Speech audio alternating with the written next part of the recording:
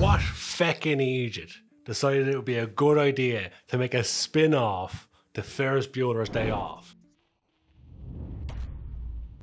Ferris Bueller's Day Off, one of the best movies to come out of the 80s. A John Hughes movie, a classic movie with some of the best lines ever in it, some fantastic performances in it, and it's just a must-see movie if you haven't seen it. If you haven't seen it and you're fully grown-up person, you definitely should have seen it. One of my personal favourite movies. It's a movie that's stood the test of time. It's still brilliant today. But there's a reason a movie like that hasn't had a sequel, because it doesn't need a sequel. It doesn't need any more to it. It doesn't need to become its own universe, multiverse, or whatever you want to call it. It's a standalone, really good movie. And what's the problem with movies being just that nowadays? Well, apparently, according to Hollywood, it needs to have spin-offs and series and everything else. Otherwise, it's not good enough. Now, of course, Hollywood is a business at the end of the day. They want to squeeze out every penny from everything they can. They certainly are doing that lately, but this is kind of kicking it into ridiculous gear. Taking a movie from all the way back in 1986, I wasn't even alive when this movie was made, and now in the year 2022 deciding to do a spin-off. And you might say, hey, well,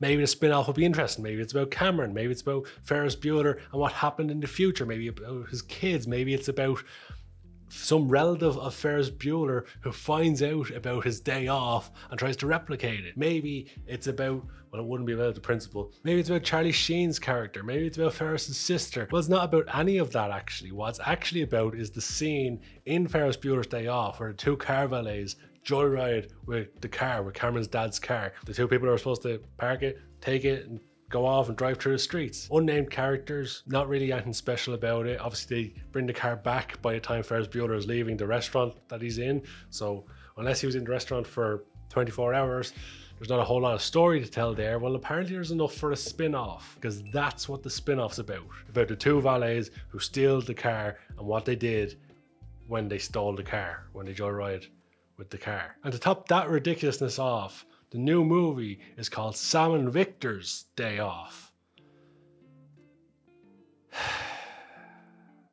This stupidity baffles me. But I'd love to hear your opinions on this Ferris Bueller unnecessary spin-off. Will you watch it? Do you care about it?